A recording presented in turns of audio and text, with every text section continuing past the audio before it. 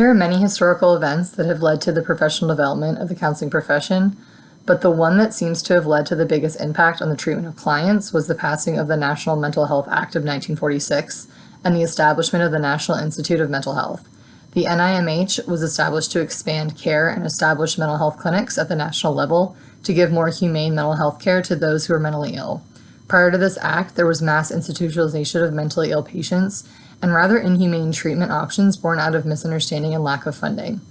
With the awareness and resources required, this act and organization were able to usher in a new era of mental health care by leading to the deinstitutionalization of mental illness and the development of community clinics. This also led to a surge in mental health professionals as opportunities to work in the field skyrocketed and the demand created by World War II was able to be met. This was really the first federal response to the issue of mental illness, and throughout the 40s, 50s, and 60s, the NIMH continued to expand and adequately meet the individual needs of mentally ill people in America.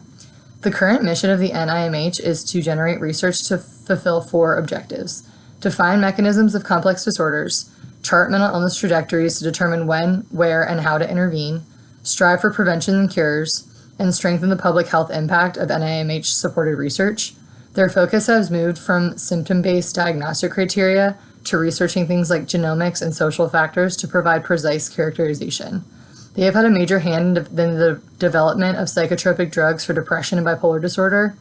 working closely with the FDA and NIH. They also collaborate with the National Institute of Alcohol Abuse and Alcoholism to work on initiatives to promote the prevention, treatment, and rehabilitation for those with substance use disorders.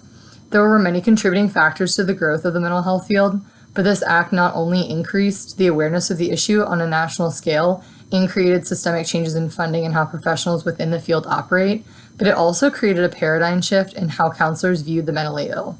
They were viewed less like incarcerated, crazy people and became more like what they truly are, which is just human beings who needed care.